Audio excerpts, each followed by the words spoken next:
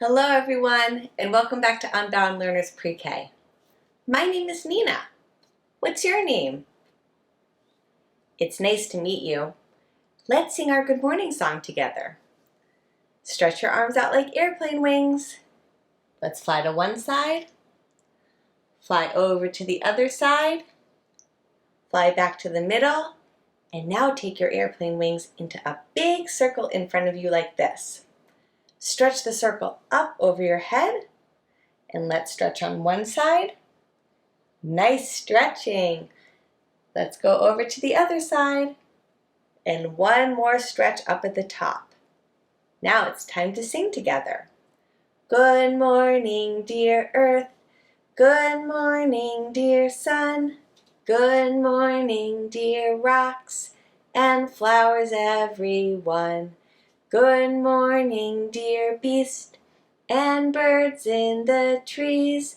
Good morning to you and good morning to me. Good morning, friends, and welcome to Circle Time. I hope you're having a wonderful day so far. Let's get started with 3 things. Number 1, turn on your listening ears. Next, we have to put on our thinking hats. So you look for yours, and I'll put on mine, which is right behind me. I'm going to put it on top of my head, and today my thinking hat has some buttons under my chin. So I'm going to button it up. And the third and final thing that we need to do is warm up our hearts. Boom, boom, boom, boom, boom, boom. Now we're ready for circle time. I have my pointing stick, and right here is the calendar and weather chart. First, let's begin with the date. The month is right up here. What's the month? July. And today is July 21st. Yesterday was July 20th, and today is July 21st, and the year is 2021 or 2021. Let's take out our counting fingers and warm them up to give them a little stretch. As you can see, the month of July is coming to an end. So let's use our counting fingers today to count the remaining days, or the days that are left in the month of July. Will you count with me? After today, there will be 1, 2, 3, 4, 5, 6, 7, 8, 9, 10. 10 more days are left in the month of July, and then we'll begin a brand new month. Let's sing the Days of the Week song together. Hold up your 7 fingers like this. There are 7 days, there are 7 days, there are 7 days in a week. Sunday, Monday, Tuesday, Wednesday, Thursday, Friday, Saturday. Let's go down to the bottom of the chart and go over the days together. Listen carefully for the sound that the day starts with. Yesterday was Tuesday. So that means that today is Wednesday. Tomorrow will be Thursday. Let's sing Today is Wednesday together. It goes like this. Today is Wednesday, today is Wednesday, today is Wednesday all day long. Today is Wednesday, today is Wednesday, today is Wednesday all day long. And up at the top, we have the season. What's the season, friends? Summer. You're right, it's summertime where I live. And down at the bottom, we have a picture of the weather. So that means that it's time to sing the weather song together. What's the weather? What's the weather? Can you tell? Can you tell? Is the sun shining? Is the rain falling? Can you tell? Can you tell? My picture down here is a picture of a cloud with the sun popping out from behind it. When I look outside of my window, it's mostly cloudy, but the sun is trying to poke through the clouds. My temperature chart is on orange because it's warm today. Warm and mostly cloudy with a little bit of sunshine. What do you see outside of your window, friends? Thanks for sharing with me, and now let's move on. Right here, we have the letter of the week. This letter makes two sounds. Will you make the short sound for me? That's right. The short sound sounds like this, eh. And what about the long sound? What does that sound like? I. And which letter is this? I. That's right. This is a capital or uppercase I. I makes two sounds, eh and I. Are you ready to guess what I have today inside of the letter box? It's actually not inside of the letter box. I will describe it to you. It's something that starts with the letter I, so it makes the short sound. Here's your first clue. This is the inner surface of something. The opposite is the outside. What could it be? It's a little bit tricky today. What is the opposite of outside? Inside. That's right. Inside starts with the letter I. Right now, I'm sitting inside. Are you? Are you inside or outside? This is how you write in uppercase I.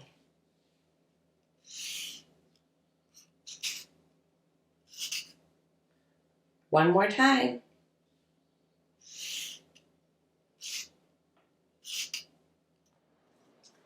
And here is the number of the week. What number is this? 8. That's right. Let's hold up 8 fingers and count them together. 1, 2, 3, 4, 5, 6, 7, 8. 8 fingers. And now let's count to the number 8 using the large bead frame. This week we are going to be counting to the number 8 together using the large bead frame. We will be counting the units, which are the green beads at the top. Let's count 8 units together. 1, 2, 3, 4, 5, 6, 7, 8. 8 units. I wonder what we're going to count today. Let me open up the box and see. I have these small rocks called pebbles, and as I count them, I'll line them up across the top so that we can count them together. Are you ready?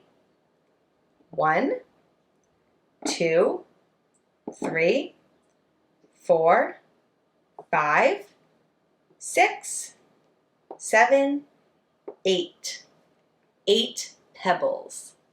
This week I showed you how to say dinosaur in sign language. Will you show me how? Let's do that together. Dinosaur. Today we are going to learn about dinosaurs that ate a plant-based diet called herbivores.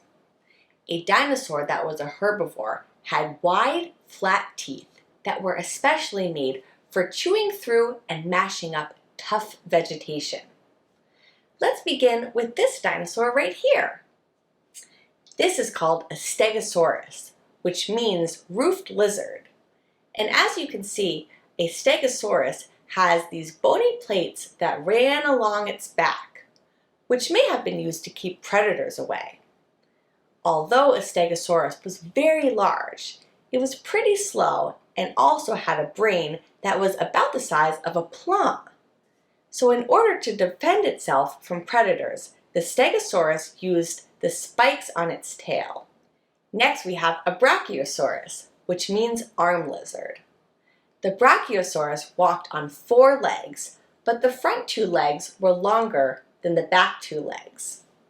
A Brachiosaurus had an extremely long neck and was able to reach up to eat the tops of trees, similar to a giraffe.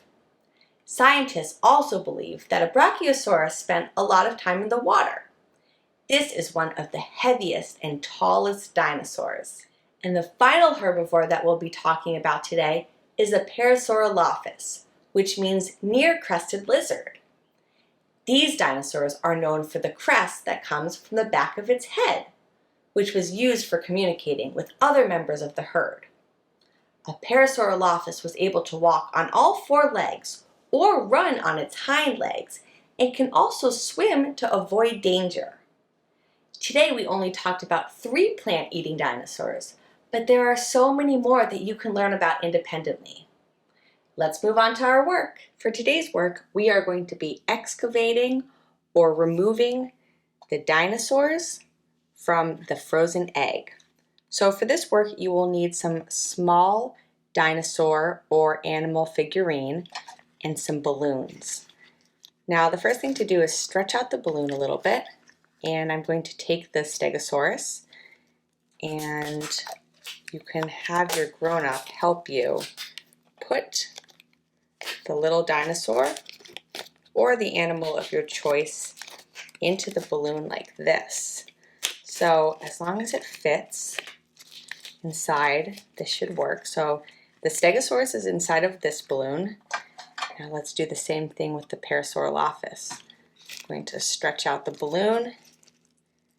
Now, hopefully the tail doesn't get stuck because the tail is pretty long. I'm going to stretch out that balloon and pop the dinosaur right in. And then the next thing to do is to go over to the kitchen sink or the bathroom sink, and you're going to take the opening of the balloon right here and wrap it around the faucet and turn the water on and fill each of the balloons up with water. Not too much because we don't want the balloon to pop, but just enough so that the dinosaur is completely submerged inside of the egg or the balloon. And then you're going to close the balloon up and you're going to leave them inside of the freezer for a few hours until they are completely frozen. So right here I have a couple frozen eggs, frozen dinosaur eggs that I made last night, and our job today is to excavate or remove the dinosaurs that are frozen inside. So let me get my tools out of the way, because the first thing that I'm going to do is take a pair of scissors and I'm going to snip off the balloon. If I snip it, the balloon will come right off. Oh, and look at this. I can see that the Stegosaurus is frozen inside of the egg. Snip off this other balloon. And you are going to want to do this work inside of a large container, something that will hold the water from this melting egg. And here we go. We have the other dinosaur that's frozen inside. I'm going to get my scissors out of the way and let's get to work. So I have a few tools. I have this chopstick and I have a block to kind of chisel away at the ice. I also have a fork right here. I have some warm water and I will be using an eyedropper with the warm water, and then I also have some salt right here. So let's begin. I'm going to add some salt onto the first egg right here. And the salt will help the ice to melt. So I'm just going to cover up the dinosaur with some ice, with some salt, and I'm going to use my eyedropper and add a few drops of warm water onto the salt mixture. I can see that as I add the water, the ice is starting to melt. So let's see, let me work with my chisel here, and I'm just going to tap, tap, tap it. Tap away at the ice.